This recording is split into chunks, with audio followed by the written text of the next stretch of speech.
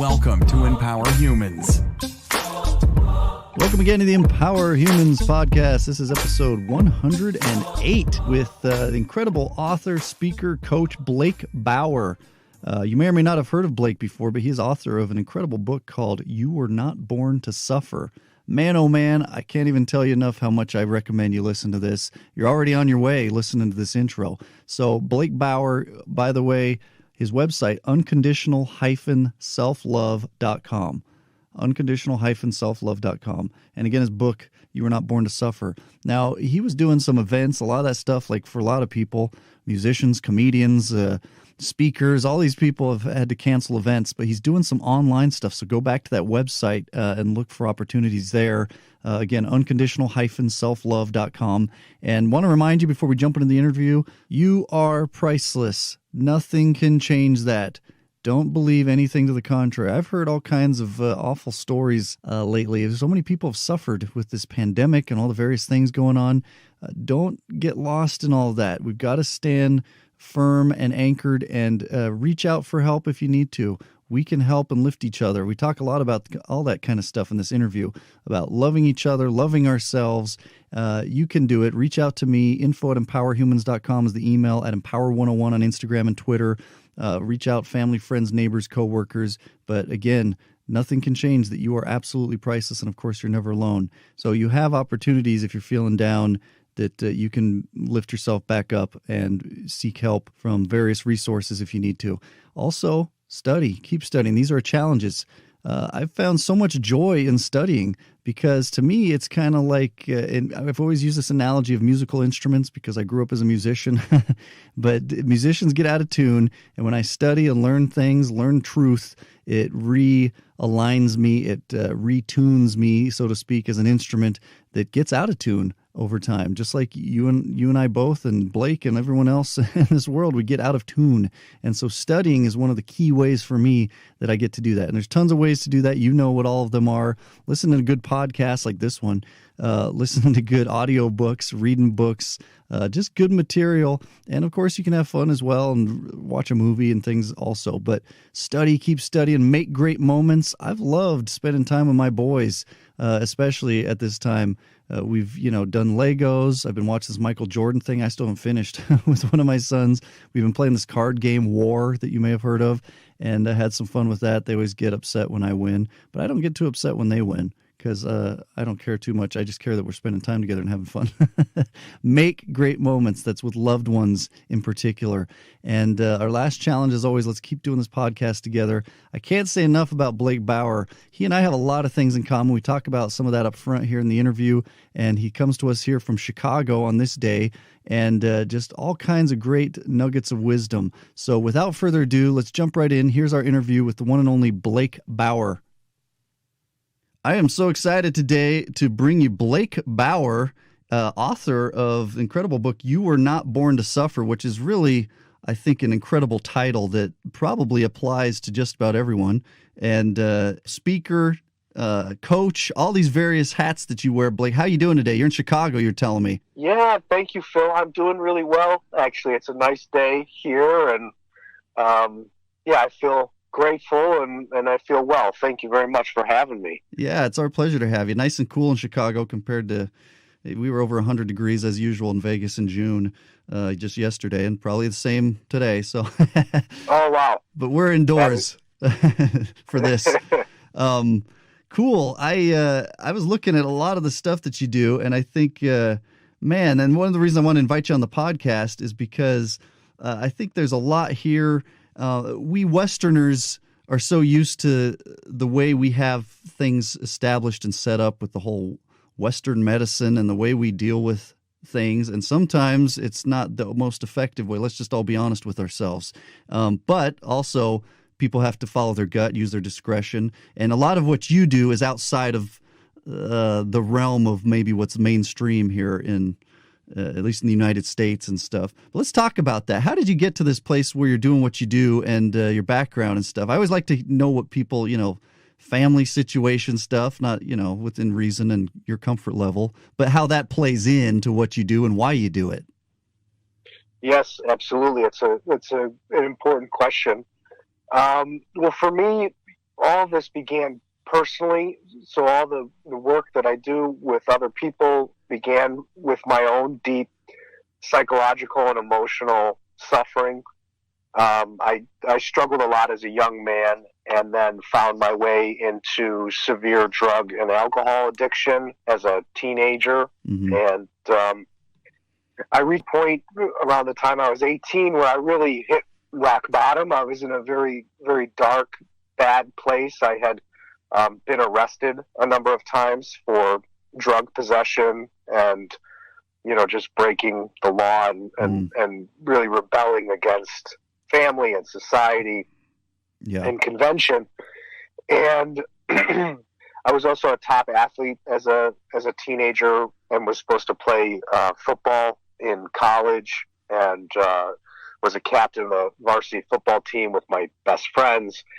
And I got kicked off the team at the age of 17, going on 18, because I got a very bad DUI, driving under the influence of alcohol and pills and marijuana.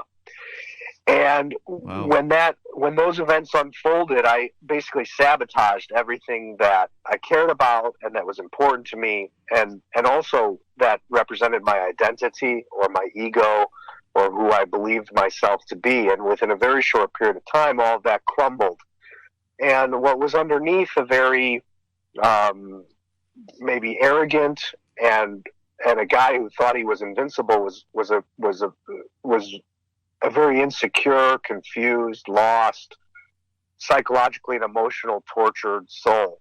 And I just had a lot of emotional pain from childhood and from growing up that I never knew how to talk about or how to deal with.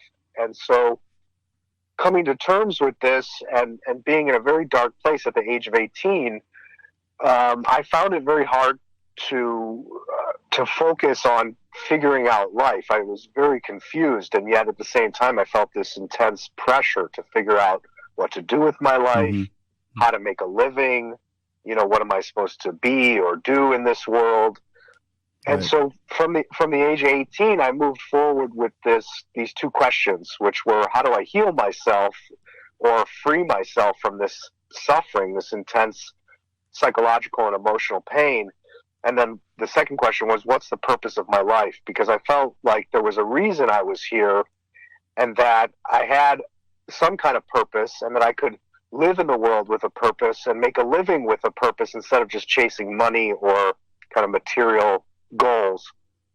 And so those two questions drove me forward, and I ended up going to 5 different universities studying things like psychology and nutrition and herbal medicine. And then I went to school for traditional Chinese medicine, so acupuncture and oriental medicine. And it began very selfishly in that I just wanted to understand how to heal myself mentally, emotionally, and physically, and be as healthy and happy and vital as possible. And then the more I did that, the more I naturally just wanted to share with other people what I had learned, because that was really the only thing that gave my life and my suffering any meaning, was to share with other people the insights I had learned, to healing a tortured mind, to healing a broken heart, and to making my body feel as well and healthy and strong as possible. And the more I learned about these topics and these subjects, first through personal trial and error with my own being and my own life, the more I started to understand the psychological and emotional root causes of disease. And when I was training in the different areas that I mentioned before, I also studied all the sciences, because in psychology and in Chinese medicine, you study all the same things that someone preparing for medical school or going to medical school would be studying, as far as, biology and chemistry and anatomy and physiology. Yeah, yeah. And I just began I began to see very clearly how, when you have an unhealthy relationship to your thoughts and you have an unhealthy relationship to your emotions, that actually leads to depression and anxiety, and then eventually to physical illness. And so the more I understood this, I wanted to help people feel empowered so that they don't feel the victim of the physical health issues that they're experiencing or the mental and emotional health issues that they're experiencing. And I think because we just are, as you kind of mentioned, in our Western culture, we're not educated as kids in school, and we don't really grow up with an awareness of how much our thoughts and how much our feelings matter and impact our physical health and then every area of our life. Yeah. And so I try and bring that to people's awareness very clearly, very logically, very practically, so it's not just some kind of distant theory, to really bring it home so that someone doesn't feel out of control and hopeless or helpless, but that they actually can take their power back by looking at their thoughts and looking at their emotions and looking at their habits. And that from there, they can heal their body, they can heal their heart, they can heal their mind, and then shape the life that they want. Wow. Yeah. And I appreciate you open all that up, because that's, and you did say nothing's off limits. And I'm curious, as we talk here, to what degree, obviously, you'd like to explain. But I think people can relate. The hard thing that happens in the world is we keep things to ourselves. That might have contributed perhaps to some of your pain and suffering. I just wonder, parental involvement or I don't know if you have any siblings, but do you want to dig in on any of that stuff as far as more depth, or because you're using words like tortured mind and broken heart? What kind of things are we dealing with here, if you don't mind me asking? Because I, for one, can say I've dealt with my own version of something. I haven't dealt with drug use, thank goodness. I've got some close friends who have, and almost lost and have lost some as well. And of course, I grew up a musician, and so I watched people in that culture both abusing and losing their lives to some of those things as well. But what do you think fed into this when it comes to you, within your comfort level of sharing? Well, I'm 100% happy to share. I grew up in a very dysfunctional family, like a lot of people do. I grew up around my parents' divorce when I was young, and it was a very bad divorce, which is not uncommon. Right. But my father struggled with drug addiction. Mm-hmm. A lot of my family members did. I have a brother who struggled with drug addiction for many years, and he passed away from a heroin overdose just 7 years ago. Wow. Sorry to hear that. Thank you very much. I just grew up around a lot of pain and a lot of self-destruction. And so then I followed suit because it was what I grew up around. And then, I believe we do have a genetic disposition to these things. And then you have the environment that you grow up in, none of which means you can't overcome them. But I just kind of went with the flow, and it was what I knew. And there were people who I thought were cool or that I looked up to that were also very self-destructive. So these were just kind of the big life lessons that I had to learn as an individual. And then, as you come of age with friends, you grow up at school and high school, things happen with friends that can affect you that you don't talk about. Yeah. And then, I had a number of serious relationships, with women or girlfriends, and, you get hurt in situations like that, or you make mistakes and hurt people that you don't mean to, and that causes a broken heart. So when I was at the worst end of my drug addiction and really out of control around the time that I got this DUI, I was in a relationship with someone, and I hurt her badly. I pushed her away because I didn't love myself, and I was really ashamed of what had happened with getting kicked off the football team and losing all my offers to play college football. I was very ashamed of myself inside, and then in the community, I felt a lot of shame. And so, I broke my own heart. So life broke my heart, family dynamics broke my heart, and then I broke my own heart by ruining everything I loved and cared about. And that was the big lesson that set me on my path, was once I saw myself sabotage everything that I cared about and that gave me a sense of self-worth and was my identity and I was actually proud of in many ways, and I ruined it all, that's when I knew I had to change. And that's when I knew I was actually following in the footsteps of the people I grew up around who had created wealth, had created a beautiful family, and then ruined everything as adults because they never got these self-destructive habits under control or transformed. Yeah. Yeah, one of the things you were saying, and thank you for opening all those things up, that's some very severe topics. And I think a lot of people can relate to that in various ways. I've talked to people on the podcast before about addiction. And one of the things you said that struck me kind of hard early on was that you said you hit rock bottom at age 18, which I think a lot of people hit some version of rock bottom in their lives. But age 18 is a pretty young age. I saw a thing from J.K. Rowling, you know, the author of Harry Potter and those books. She said something to the effect of, sometimes hitting rock bottom is the sure foundation you need to rebuild your life stronger. And I'm paraphrasing, obviously. But and another thing, I think you and I have a lot in common, aside from obviously the drug, because I mentioned I haven't really delved into that. But as far as family life, I had two brothers. You know, I haven't lost them to anything yet. But and again, I'm very sorry to hear what happened with your brother. But is there something to do with boys here? This is one thing I wanted to ask you. We've talked off and on about boys. I talked to the authors of a book called The Boy Crisis over a year ago now. Do you have any thoughts on that? As you know, as boys are raised in certain societies, including here in Western world, a lot of times it's, okay, be a man, keep to yourself, don't be emotional, and then things start to build and get bottled up. Do you have any insights or thoughts on that, since here we are, two boys coming from broken homes and various forms of pain? What is the boy factor here, if any? Well, I think you hit the nail on the head already, 100%. I think that as men, we're not often encouraged or supported to talk about our emotions and to express them in a really healthy way. And then that leads to a lot of self-destructive and negative symptoms like anger, like aggression, overeating, over drinking, alcohol, for example. A lot of men drink alcohol as a way of numbing their emotions and numbing out. And then that's how men connect, a lot of times, is they get drunk and they kind of talk, but they don't really get to the bottom of certain issues. And then I think, too, men get a lot of mixed signals from women in terms of, what they want and need. So sometimes a woman will say, I want a guy who's sensitive and emotional, but she also wants him to be strong and a protector and not too vulnerable.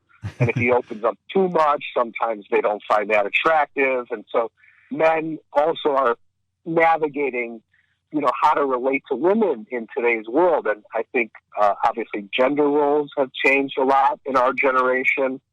And both men and women are more free to explore, different things that they like and want in life. And so I think absolutely, as men, we are faced with learning, and as you know, this is a big topic that I talk about, is learning how to love and accept ourselves 100%. And that means being able to accept whatever we're feeling and thinking and be honest about that, and then feel that we still are lovable, we still deserve love, we still are attractive, we're still desirable, even if we, feel insecure sometimes, or even if we feel sad, and I think, like, crying, for example. A lot of men have trouble crying, but crying is very healthy.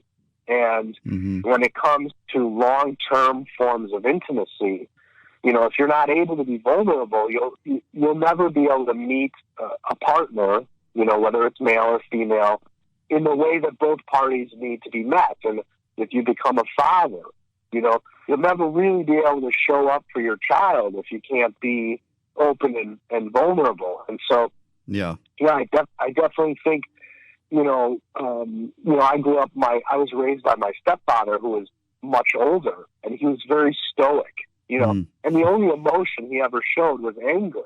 Otherwise, he just kept everything in. And his motto in life and business was never volunteer information.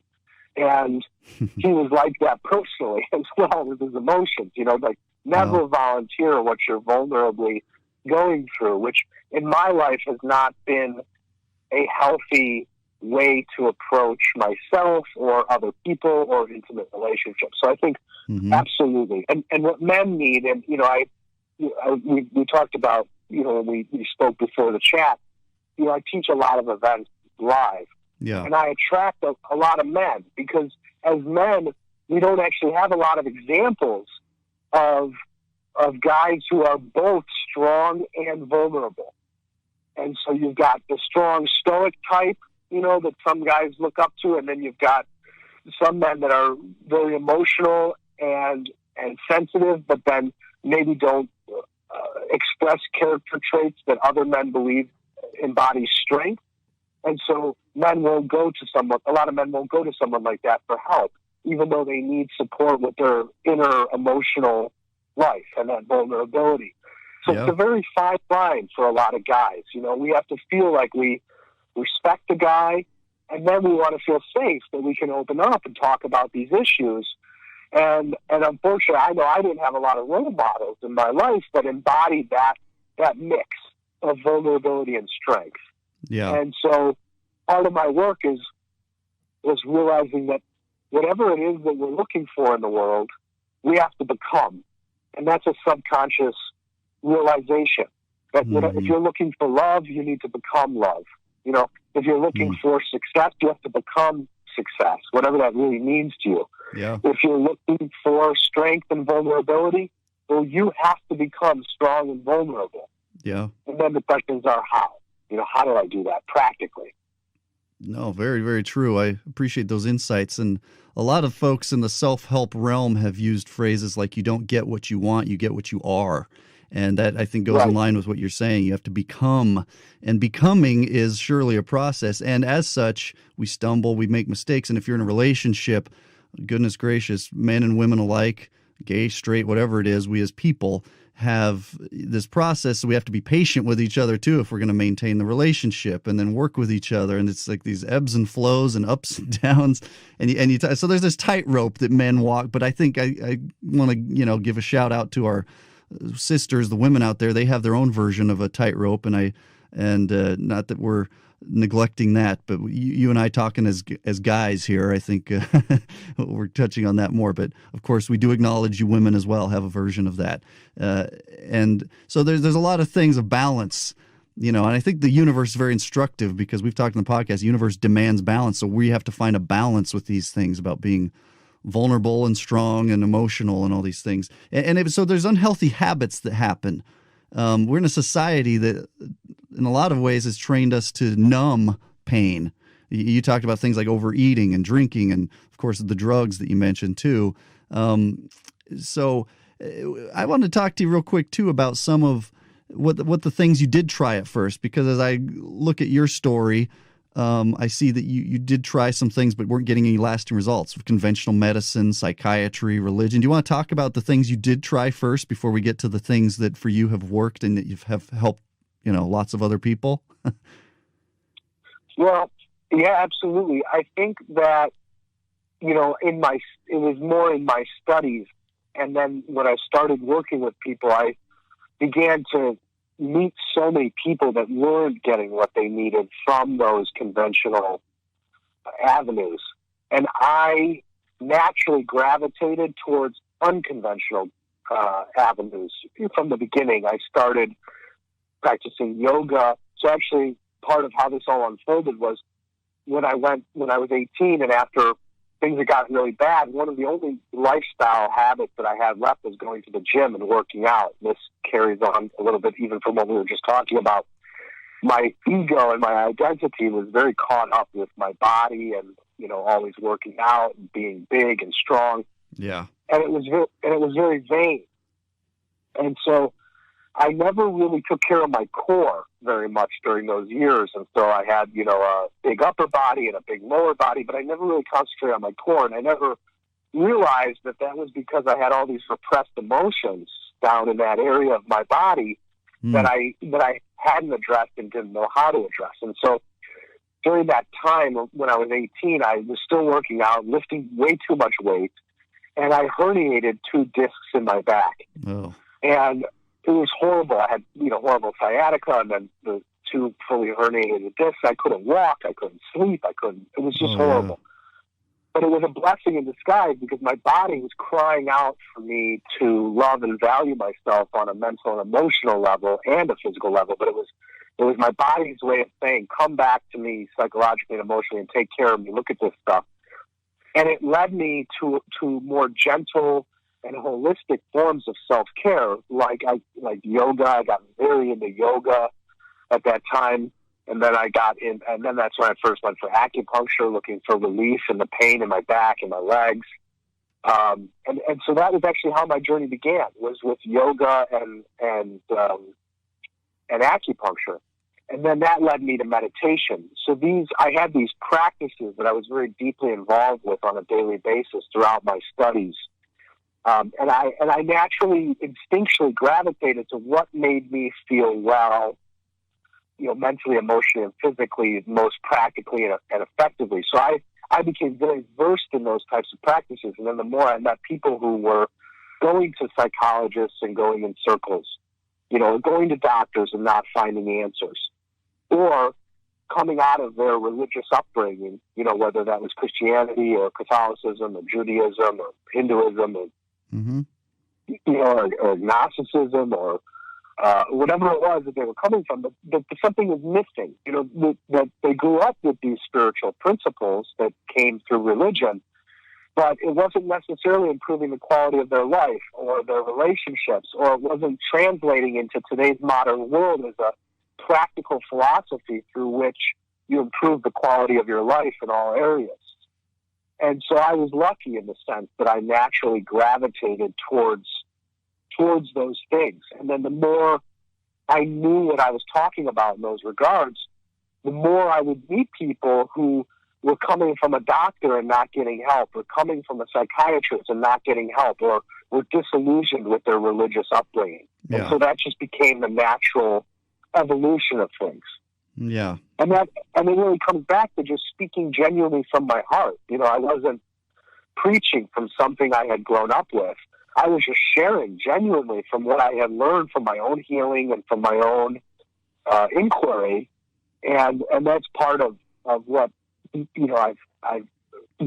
my approach has become, is a very direct, no bullshit, heart-centered, and logical mindset and approach to all of this. And it just resonates with people, because you can tell when you talk to someone whether they're being real and straight with you, and if it makes sense. And you feel it in your body. We all know, we don't listen to it all the time, but instinctually, intuitionally, and logically, we get a sense when we're reading something or talking to someone, where this person seems to know what they're talking about, as opposed to the doctor I just came from, or the psychiatrist I just came from, or the self-help guru I just came from, and something doesn't feel right about it, right? But then when you meet someone and it all feels right, we just know.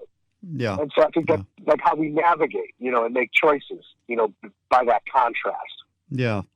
Yeah, I appreciate it. And early on, you're explaining how you were lifting too much weight and hurt yourself. And one thing, and I've heard this, a recent guest on our podcast was talking about how pain can be our friend. And in a lot of ways for you, that helped you get to your awakening, if you will, of changing how you take care of yourself and view the world and handle and heal these past wounds and so on. And as such, as we talk about pain, I think something happens, at least I can speak for me and people I've known in my life. I think, again, speaking in the Western world, because that's where we all grew up at least, there's this idea that our mind, body, soul are kind of disconnected, that there's one and they're kind of isolated entities. But in reality, and what you're saying, and what a lot of folks on our podcast and things I've read and heard and studied myself, is that they're very, very interconnected.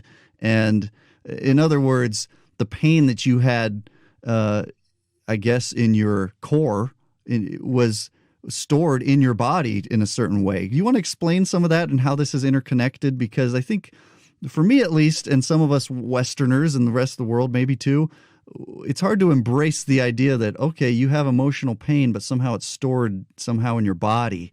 Do you have any insight or light to shed on that particular topic? How this is 100%, interconnected? yeah. Yeah, go ahead. 100%. It's so important. And the first thing I wanted to say, which you prompted before the question, which was that one way of looking at life that has really helped me, and it's in my book and has helped a lot of people, and I hope that the people listening will appreciate this, is that I think it's really effective and it serves us if you can look at any pain you're experiencing as a cry from your inner intelligence, and you can call that your subconscious, you can call it your soul, or your body. Any pain you're experiencing on any level is a cry from your inner intelligence asking you to love and value and take better care of yourself. Wow. And it really shifts everything when we can see things simply. That this illness is asking me to love myself more. This depression is asking me to love and value myself more. This anxiety is asking me to love and value myself more. This addiction is asking me to love and value myself more. And, I would die I would wager my life on that statement and that perspective. And I promise anybody who's listening that if you can get your mindset there and start to ask this question, how can I value and love myself more today? And where am I not loving and valuing myself? And maybe the fact that I have not been loving and valuing and taking good care of myself is what actually led me to this position of suffering in some way. Then you're really empowered to do something about it. Yes. And I think that that's really, really important for everybody to they can open their mind to even exploring that as a truth.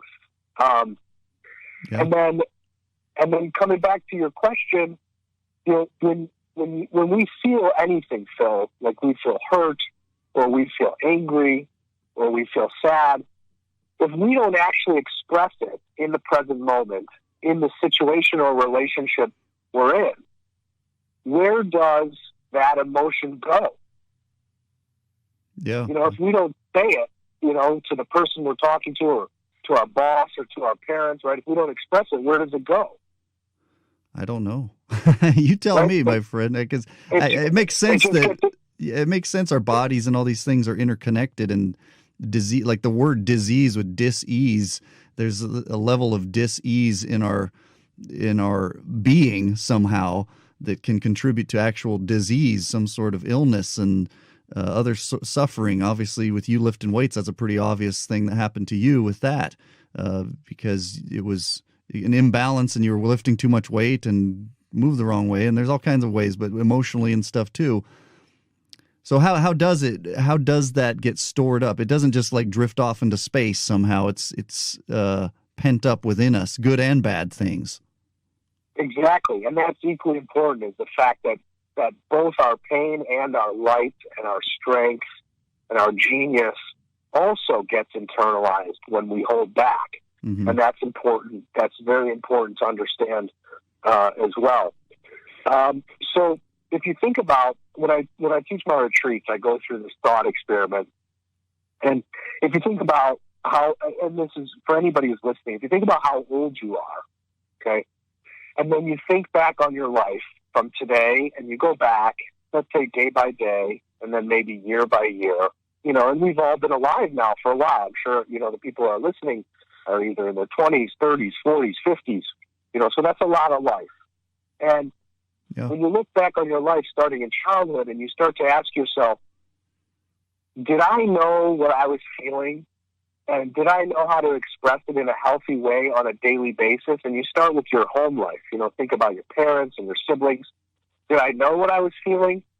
Did I know how to express it? Did I know how to express it in a healthy way? Did my parents know how to do this? Did they teach me? Did my teachers know how to do this? Did they teach me?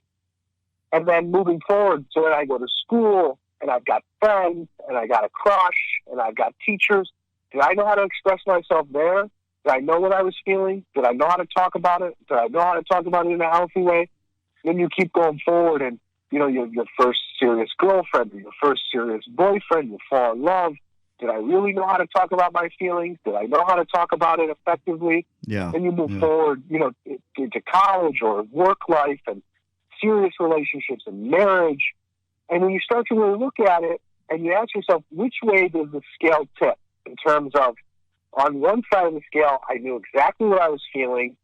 I knew how to express it. I knew how to express it in a healthy way on a daily basis in every situation in a relationship every year. Or the other side of the scale is I didn't really know what I was feeling. I didn't know how to express it. I didn't know how to express it in a healthy way. And so instead, I kept it in because I didn't know what I was feeling, or I kept it in because I was scared to express it or insecure to express it, or because I judged myself or thought it made me unworthy, or I was ashamed or guilty for what I was feeling. And so instead of talking about it, I internalized it and I repressed it. Anybody I ever talk to, when I really outline this, sees how the scale tips in terms of internalizing and repressing, which I can summarize as self-rejection. So anytime you feel something and you don't express it, whether you're aware of it or not, you are rejecting your true self, and you are rejecting that emotional energy that's inside that should naturally flow out in a healthy way. And so that self-rejection is actually a form of self-harm. And I believe that self-harm is the root cause of all disease, all depression, all relationship problems, all of our blocks, is this self-harm, this self-rejection, this self-betrayal that we've been doing since we were little kids in order to survive and keep the peace and to get love, to get security, to get approval, to get acceptance, and because we never learned different or better. Yeah. And so in terms of, if we think on average, so a person who is 40 years old, who sleeps 8 hours a night and is awake 16 hours a day, okay, so let's say for 40 years, you're awake 14 hours a day and you sleep 8 hours a night. Someone who's 40 years old has been alive and awake for 840 million moments, 840 million seconds. So if you're in your 50s or close to 50, you've been alive and awake for over 1 billion moments. And if you're in your 30s, you've been alive and awake for over 500 million moments. And each of these moments is a fork in the road, where you either are aware of what you're feeling and then know how to express it, and then know how to express it in a healthy way, and then navigate that truth with people's reactions and your own fear, or you don't. And so when you think in terms of internalizing and keeping things in for that many moments, for that many days, weeks, months, and years, we start to see and things start to open up logically as to how disease might be developing in the mind or the body in some way. And so then, briefly, a lot of the insights go back to science now. Everybody in the scientific community would agree that our body and everything inside the body, including blood, bones, our organs, are made up of cells, and those cells are made up of molecules, and those molecules are made up of atoms, which means that everything in the universe, according to physics and all of our Western science, is energy. So our bones and our skin are atoms or energy that are vibrating at a little bit of a slower frequency, which makes it physical. Our blood and the water inside of us is energy that's vibrating at a little bit of a faster frequency, which makes it liquid or viscous. And then our energy, our life force, what they call qi in Chinese medicine, is energy that's vibrating at a faster frequency, which is why it's harder to see, right? Just like sound and light are energy that are vibrating at a faster frequency. So everything in our body is energy, including our thoughts and our emotions. And so when you feel angry and you don't express it, you're taking that energy of anger and you are internalizing it, and you're reversing the flow of a healthy system. So instead of expressing it outward, you're taking that anger and you're turning it in on itself. So it's going back down the pipe back down the blood vessels, back down the energy channels instead of coming out the healthy way. So you start to basically clog up the system energetically. So in Chinese medicine, there is a premise to Chinese medicine that goes, the blood in the body follows the flow of energy. So they say that the qi, or the energy, governs the blood. And if you think in terms of very physical, practical examples, it's the energetic, the electromagnetic pulse of the heart, the physical and electric pulse of the heart that causes the blood to flow, right? So it's that energy that causes the blood to flow in the body. And when your heart stops beating, so when that heart has no electricity left, no energy left, for whatever reason, or short circuits, right? The blood stops circulating and life stops living in this being, in this body. Yeah. So when you take that energy and that life force and you don't express it and you shove it, meaning you internalize what you're feeling, you repress your emotions, you suppress your emotions, you reject your true self and your true feelings, which then also manifests as not acting in alignment with what you feel. So it's not just what you're feeling, it's that you don't actually act in alignment, in integrity also with what you feel, because when you do act in integrity with what you feel, that continues the healthy circulation and flow of blood and energy in the body. So when you're not expressing your emotion and acting based on what you truly feel and need and want, you are clogging up the flow of energy and life force in your body, which then leads to poor circulation, literally within your circulatory system, your blood, your lymphatic system, which then does things like weaken your digestion, which then does things like weaken your immune system, because your immune system is based on the healthy flow of energy and blood, so that your red and white blood cells can get to all the different parts of your body, down to your fingertips, down to your toes, all throughout your organs. But if you don't have a healthy flow of blood and energy in your body, your immune system can't function properly. Yeah. And so when those things start to build up over time, and again, remember I asked you, how many years have you been alive? And then think about all the days, all the weeks, all the months, all the years that you've been internalizing what you feel, hurting yourself, not following your heart, not following your gut, not following your intuition because of fear, insecurity, self-judgment, wanting to please your parents, wanting to please your boss, your partner. You start to see, oh, maybe this is why I'm depressed. You know, I've been internalizing this for so many years. No wonder I feel like shit. And please excuse me if I wasn't supposed to swear. Or no wonder I don't feel well. Why do I feel so stuck? Or why do I feel so heavy? Because where is this truth going if you're not expressing it? It's getting stuck inside. And then, like you said when we first started this question, well, what about your life? What about your strength? What about your gifts? What about your creative genius? Where is that? If you're not expressing it, because everybody's got it, and everybody listening has got it, but if you're not in your power, and you're not expressing who you are, well, where is it? Yeah. Well, it's inside. It's suffocating. Yeah.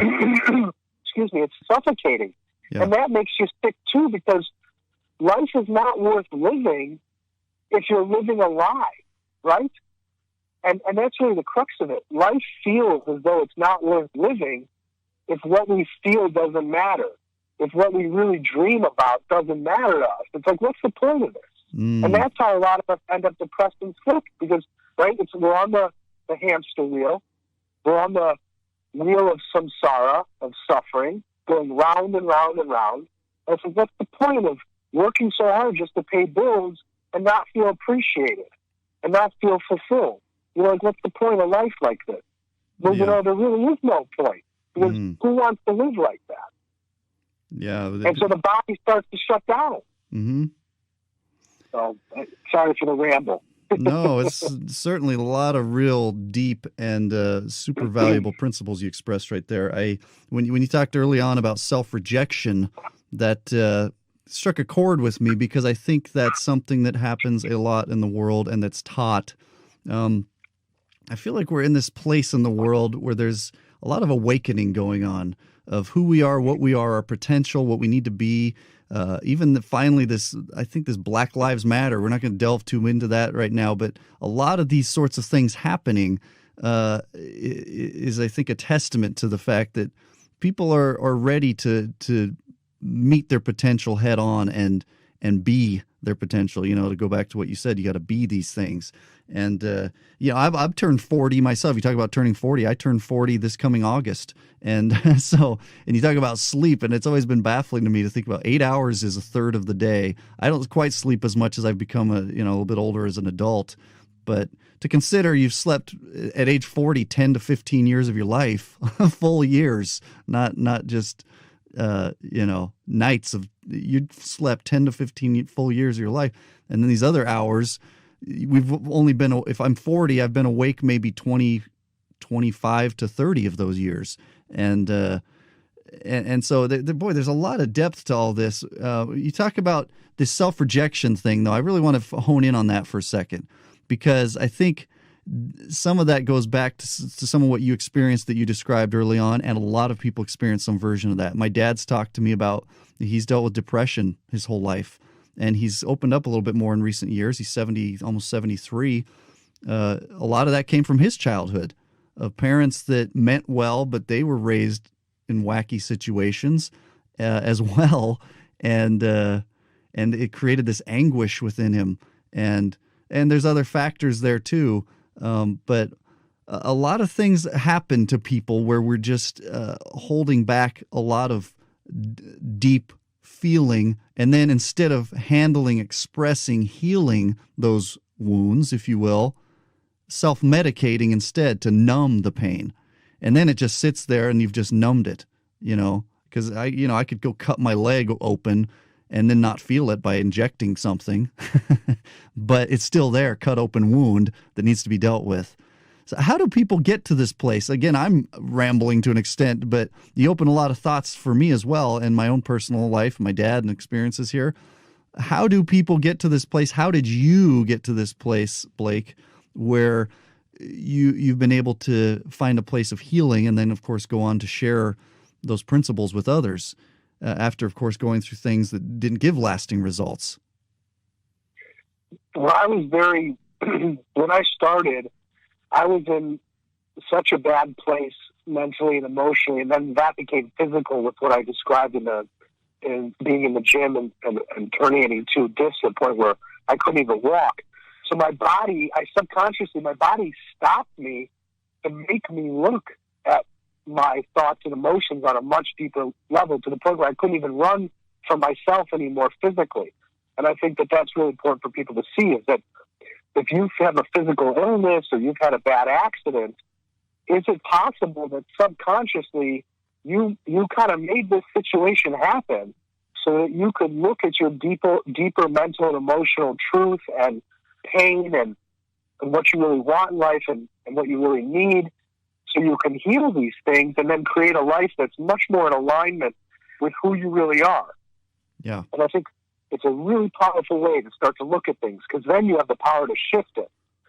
And so for me, I was in such a dark place that healing and addressing these things became the focus of all my time and energy, every day, all day. I couldn't get away from it. And because I had come from, part of what set this in motion was drug and alcohol abuse and addiction, and I already decided I wasn't going back to that. So I got clean on my own. I made a decision, and I didn't go to rehab. I just knew that I wanted more for my life, and I didn't want to end up like the people in my family who had really messed up all these amazing, beautiful things. Mm-hmm. And so I only had one choice, which was, it was kind of like heal or die for me. And so I got very addicted I took my addictive personality and nature, and I got very addicted to yoga, and I got very addicted to meditation, and I got very addicted to reading and understanding the mind and the body and the soul on a much deeper level. So that led me, as I mentioned, to all the different universities and trainings I did. was very lucky to meet spiritual teachers and masters in things like meditation and yoga and Tai Chi and qigong. And so I just kept going deeper and deeper into myself and into my energy and into my mind and my heart and into these kind of spiritual and practical health and healing tools. And then eventually I realized that everything I had done in going to all these schools and studying with all these teachers and reading probably thousands of books on God and healing and health and nutrition and religion and spirituality and self-help, but really all I was doing was looking for love and learning how to love myself. For me, that felt like what I was doing. I was looking for the love I never got as a kid. I was looking for the love I never learned how to give myself. And so all my healing was really me learning how to take really good care of my mind, my emotions, my body, my dreams, my calling in life. And that this whole journey had been really about that. And then that's what rendered me capable of being of benefit to other people and being able to love other people and relate to other people in a healthy way. And so for me, what I realized over the years I really was learning how to do was I was just really learning how to love and value and take care of the miracle of my own life, really practically, no BS, every day, all day, so that I could enjoy being alive and be of benefit and have a positive impact on my family, my friends. If I was in a relationship with someone, with my partner, and then professionally in whatever capacity I'm showing up. And, you know, I've really, so over the years, distilled this down to, you know, this being our purpose in life. Because for me, I was desperate to understand. I needed to understand why I came to the earth and have a clear understanding of what my purpose and what the purpose of life is. And for me, the answer to that question has revealed itself to me to be that I came here, and the purpose of my life, and I believe the purpose of all our lives, is to enjoy being alive, you know, to not suffer as much as possible and to really enjoy being here. And then the key to that, which is the other part of our purpose, is learning how to love ourselves and learning about love so that we can be healthy and happy and then love other people in a healthy, happy way. And then when you do those things, you bring a lot of good energy, a lot of productivity to whatever you do. So when you're in a very healthy, happy state and you feel good about yourself and you treat people well, it doesn't matter what you're doing, whether you're a podcast host or a teacher or a lawyer or a doctor or a mother or a father or you work at a restaurant. You're going to give the best of yourself when your cup is full, you're taking care of yourself, and you're being true to yourself. And that's how you're going to treat the people around you, whether it's a client, you know, someone coming into a restaurant, you know, you pull up next to a traffic light, you know, instead of flicking somebody off, you give them a nice look, you go get your coffee, whatever it is, wherever you are in the world, you're going to be of benefit if you know how to love and value yourself, as opposed to not taking care of yourself, rejecting yourself, internalizing your emotions, which leaves you resentful, angry, bitter, unsatisfied. So Yeah. does that resonate? Oh yeah, absolutely. There's so much there that we could grab onto. You talked about you got addicted to all these things you were reading and these thousands of books and so on. And then I think it's interesting, and that's a good addiction. We talked about some destructive addictive behaviors from the past and that other people engage in, but that you found, if you will, a good addiction of sorts. And I think it's interesting that you said you sum that all up, that you realize a lot of it was about love, self-love, love of others. And there's, the hard part of this that I'm seeing with people is that there's an aspect of awakening, and there's a choice with that. You got to hear these alarm bells for what they mean in your life. And they may ring differently for different people, but it's the same alarm bells of awakening to your true self and living in that true self and honoring and loving through that true self, honoring who that true self is and being that. So I just think there's a lot of depth to the things you're saying. And so there's no rambling. It certainly resonates. And I think everyone should be able to relate to it. And so there's this thing about authenticity. People I found, and in my own life too, and you sound like as well have found this, when you're not living an authentic version of yourself, where we're hiding or self-medicating in some capacity, there's unhealthy feelings and patterns that start to develop. What kind of light do we have to shed for people who, there might be someone in the audience listening thinking, oh, this sounds and maybe even feels good in some way, but I don't know how it applies to me, or maybe they're scared to awaken and face these things. I mean, were you ever scared to awaken to your reality and face this drug situation and other things you needed to heal? And how do people get to this place where they can be authentic? And then we're going to talk more, I think, if we can, about some of these medicinal principles you've learned as well before we wrap up. But how do people awaken? To me, the word awaken, I think, is we were talking about sleep earlier, is a very poignant term to use. How do people awaken? How did you awaken? I mean, we talked about yours. How do people get to that place, my friend? I think primarily it comes from suffering and pain. And so I think when people who are listening are facing some kind of challenge in their life, and that can be a physical health issue, a psychological or emotional health issue, it can be an issue with your partner or your spouse or a family member, or it can be an issue at work.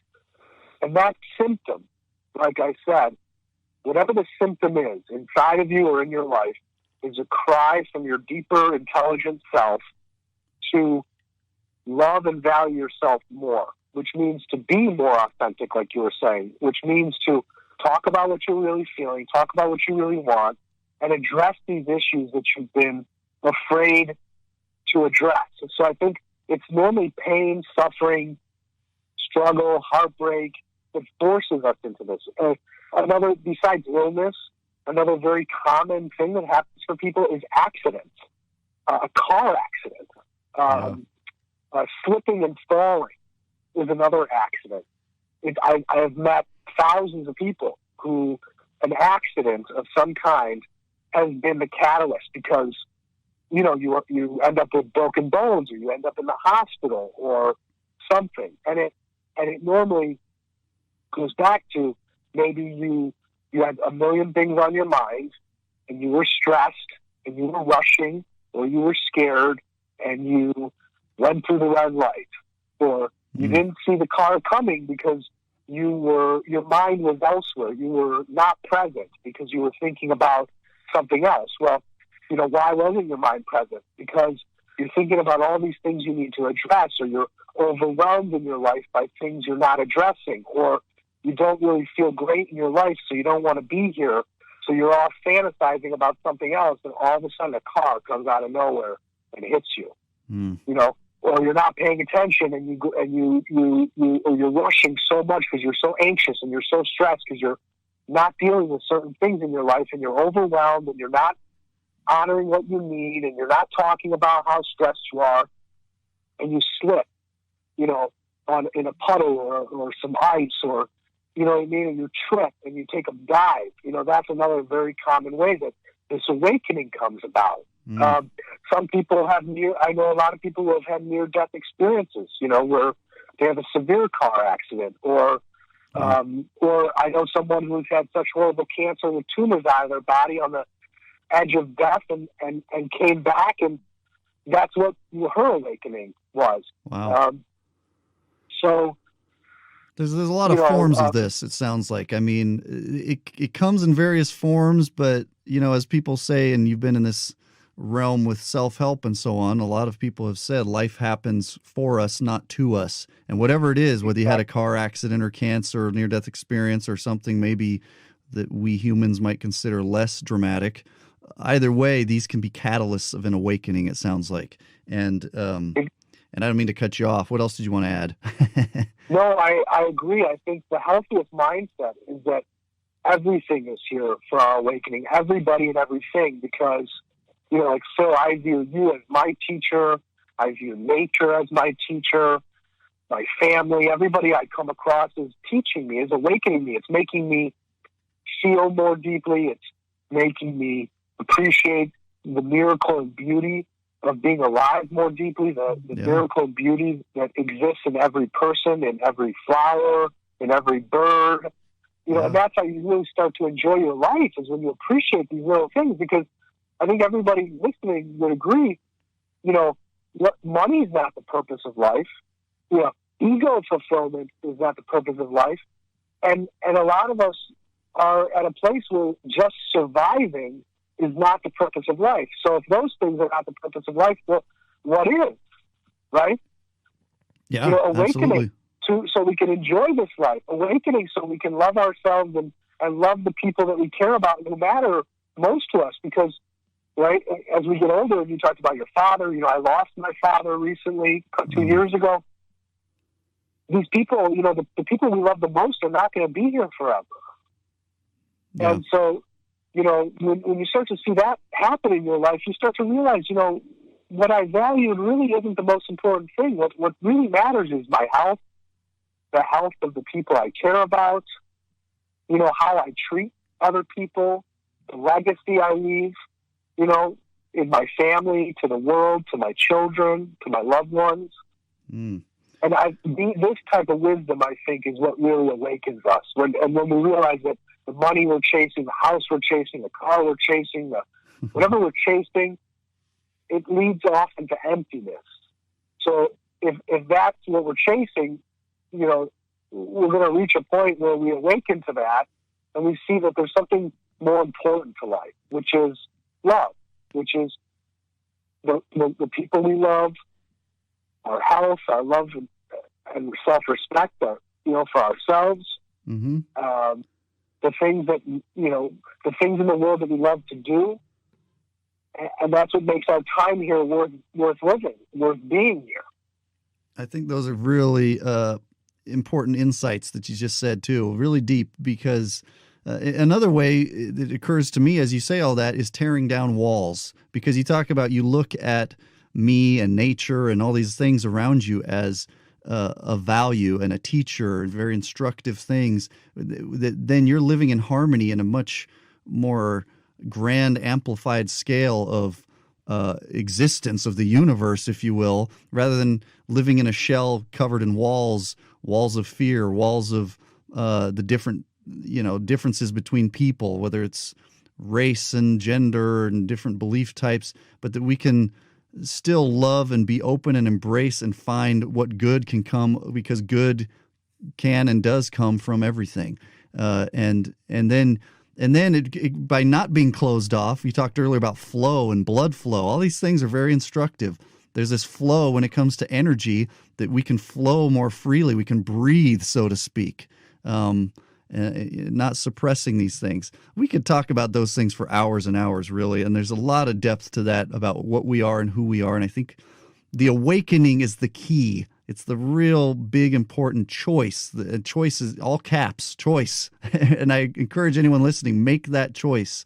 Whatever you're experiencing, fearing and pain, suffering, instead of suppressing, instead of self-medicating, let's awaken and face it healthily and head on. And people can do that also with a lot of the things that you offer. You've got this book, of course, You Were Not Born to Suffer, which, again, I love that title. The website, unconditional-selflove.com, right? Yeah. And all kinds of things. And touch on, before we wrap up here, if you would, some of these principles, whatever you want to talk about when it comes to Chinese medicine and herbal healing and past life regression therapy. That's a deep topic. Some people might say, "Oh, well, I grew up Baptist. I don't believe in that stuff," or whatever. Talk to me about some of those things. You don't have to touch on any of the things I said, but some of those things that have really. You talked about yoga earlier. Is there any particular thing? I mean, I know people do acupuncture. People do all kinds of things. What of these things are some of the things that you would recommend that could be somewhat universal for people to be very healthy and centered and holistic in their existence? Well, I think everything you mentioned is very important. I think acupuncture is very effective. Obviously, what you put in your body, eating, organic, whole, natural foods as opposed to processed foods is key to healing. You cannot heal fully, mentally, emotionally, physically, or spiritually if you're not eating the right things.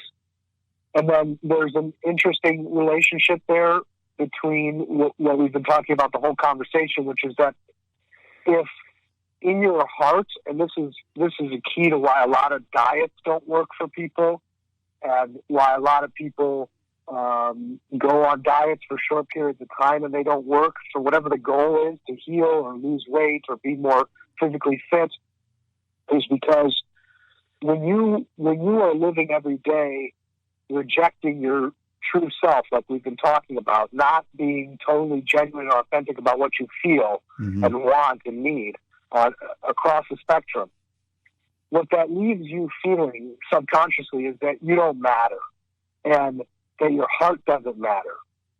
And what that turns into is that a heart that feels it doesn't matter, a heart that feels life is not worth living because it's not fulfilling, it's not fun, it's not aligned with who you really are, becomes a body that doesn't feel worthy of loving care and attention. Because subconsciously, what is the point of taking care of your physical health and your body and healing it completely if you don't really like being here? And the key is that we don't like being here because we're not being true to ourselves, because we're rejecting our true self. Life feels so hard because I'm not enjoying my work. I'm not enjoying my relationships. I'm not enjoying myself because I keep living in fear, shame, guilt, insecurity, rejecting my true self. That then becomes the sentiment of, you know what, it doesn't really matter what I eat. It doesn't really matter if I exercise. It doesn't really matter if I have those drinks, those alcohol, those cocktails, because you know what? It doesn't really matter. It just gives me a little short-term relief and pleasure, and I kind of go back to what I've been doing. And that becomes a very toxic, vicious cycle that most people are trapped in to some degree. And it brings me back full circle, Phil, to what you started that question with, which is that, the choice. And I think for people listening, when we open up this can of worms, it can seem overwhelming and daunting, the implications of actually stopping living a lie and really living and honoring and embodying this truth. And what I want to ask the people who are listening is, yeah, I understand it's scary to address everything with your partner or your spouse or your family or your work and yourself. But isn't it also really scary to continue living a lie? Isn't it also really scary to stay asleep? We've been talking about this concept of sleep and awake. Isn't it really scary to keep coasting and drifting and never really enjoy being here and never really connect deeply with your loved ones, or never really connect deeply with a partner, or never really find purpose in life? Isn't that scary? Isn't that scary to lay on your deathbed with regret and not having peace in your heart and your mind and your soul with who you are and how you lived and what you left this world? I mean, to me, that is much more scary. And so the key is to put this in perspective, and you just take one step at a time. It's one day at a time, just taking the leap of faith in being honest about what you feel, being kind about it, then acting in integrity, meaning acting in alignment with what you feel, and then taking some time and space by yourself to just be with yourself so you can be with your thoughts and feelings and start to become familiar with them, and then to have self-care time, for exercise or walking or reading or whatever it is, usually that fills your cup up. And then the last part, which brings us full circle to the question, is we have to take care of our mind. And that was one of the most powerful and important aspects of my journey, Phil, was learning meditation and learning to train my mind at the core of my mind and to become familiar with my thoughts on a very deep level, to understand that I am not just my thoughts. I am not just a voice or voices in my head. They are a part of, but that's not who I am. That we are the deeper awareness and consciousness behind our thoughts that can be aware when we're thinking. But you have to learn to become very intimate with those thoughts, because your thoughts throughout the day are shaping and creating your reality. They're shaping and creating your relationships, your work, your health. And so if you let the negative voices and the negative self-talk and the negative criticism and judgment just keep going without doing something about it, you're going to keep making yourself sick and miserable, and you're going to make the people around you miserable too. So learning to take care of your mind, to learn how to meditate, and to learn how to guide your thinking, which we all have the capacity to do, going back to the word choice that you used, Phil. We each have the power to actually choose our thoughts. Yeah. And that's a really big lesson. You can choose what you think about. And the more you try to choose what you think about, the stronger that muscle gets. And the more you can choose your thoughts and choose what to give your attention to, the more you have the power to choose what you are growing and giving your attention to in your life, meaning you get to choose what you build. You get to choose what you give your time to. And that's a very important aspect of valuing yourself. Because if you're giving your time and energy to people who don't appreciate you or mistreat you, or you give your time and energy to a job that takes you for granted, or you give your time and energy to habits that are not good for you, right, you're not going to have a good life. And so you've got to learn to give your thoughts, your time, your attention, your energy to things that are healthy for you, that appreciate you, and that reflect who you really are and where you want to go in life. Really, really deep. And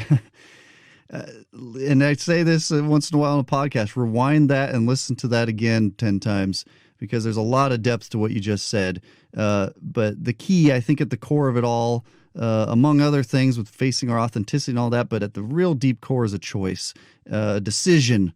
You know, I learned, as you probably have, the word decision literally means to cut off, and that means sometimes cutting off other, especially opposing possibilities that might otherwise conflict with what that decision is, and choose yourself. You know, I talked to a therapist some time ago who he was real into some of these principles as well, about mindfulness and meditation and stuff too. But he said that he heard this phrase some years before that was that the one you seek is the one seeking. And I thought, wow, that's a kind of a full circle thought process of, and that can apply if you're seeking God and I'm not here to comment on that topic at the moment, but I do believe there's higher power and purpose in the universe as well. And the one you seek is the one seeking, I think, it applies to a lot of what we're saying when we talk about self-rejection. We need to stop rejecting what we're seeking, which at the core is joy. Joy being an alignment. Joy in Hebrew means an alignment. So we need to align with these things. I don't have much more to say, because it gets down, like you talked about, reading thousands of books, and it got down to love yourself and all these things. These are simple principles. We could talk for hours and hours and really get into a lot of depth, but at the core, it would still be the same message. Let's love ourselves. Let's love each other. Let's tear down these walls and really align within harmony of our existence. Even the word universe means one song. I mean, and I grew up as a musician. There's a lot of depth. I love word roots. Again, I'm going off on tangents here, but there's a lot of depth to all these things that is very, very instructive to what we are and what we need to become, you know, to refer to what you said earlier. Is there anything else you'd like to add before we close, Blake? Like I said, we could talk for hours, and you and I have a lot of things in common, I think, too. And but obviously, your book, You Were Not Born to Suffer, it's available on Amazon. We'll have a link to that in the podcast notes, and your website, unconditional-selflove.com. Anything else you want to add, or final thoughts? Just the last couple of things, Phil. One is what you just said about speaking. I think what I learned in my life, and I hope that this gets through for everybody, is that the pain of rejecting yourself is far more horrible than the pain of being rejected by other people. And I think it's really important to try and get your head around that. The damage we do in rejecting ourselves to try and survive or please other people is far more painful and damaging than being rejected by other people. And the how-to, the key to all this is the how-to, right? So a lot of people say, go love yourself, but the key is understanding how. If you rewind the podcast, I actually named the how. The how is expressing what you feel, want, and need honestly and kindly, even if you're scared. And that's the key. Even if you're scared, eventually you'll get better at it, and you'll realize that you have to do it even if you're shaking, because the alternative is you live a lie. The second thing is acting in alignment with what you feel. So follow your heart, even if you're scared. Taking time and space for yourself to be, so to be alone with your thoughts and feelings, to move at your natural pace, and to have time for self-care, whatever it is you feel good doing. And then the last one, the fourth one, is taking care of your mind. And you take care of your mind by doing some meditation, by thinking about things you're grateful for, by thinking about and focusing on things that you want, by saying prayers. It's good for your mind. So that's the fourth key. And those are the four things we need to be doing on a daily basis. And if we're not doing them on a daily basis, we're going to get sick, and we're going to get depressed, and our relationships and our work life are going to suffer. But if you do those four acts of self-care and self-love on a daily basis, your health is going to get better, your physical, mental, and emotional health is going to get better, your relationships are going to get better, your energy is going to be stronger, you're going to have more energy to give to your work, to your passion, your purpose, the people that you love. And we all know how we feel when we're stuck in negative thinking. So we need to take that time for ourselves to take care of our mind so we don't feel the victim of negative thought, so that we feel powerful and empowered to guide our thinking, choose our thinking, and find the peace that's underneath our thinking. Yeah. I think that those are my last, those are the last things that I wanted to share. Yeah. And I think we couldn't go out since we're in a temporary basis of a podcast, but we covered a lot of ground, but I couldn't think of a better final couple notes to go out on. And so Blake, thank you so much for sharing all this. Again, unconditional-selflove.com. You Were Not Born to Suffer on Amazon. And of course, Blake D. Bauer, that's Bauer. We'll talk about all this in the intro as well on Facebook. And the book is also up there on Facebook, You Were Not Born to Suffer. So until next time for our audience, again, thank you to Blake and all of you for listening, and empower yourself, empower the world around you. Thank you. Thanks so much for listening to Empower Humans. If you enjoyed the show, please rate and review this podcast. For more great content and to stay up to date, visit empowerhumans.com. We'll catch you next time.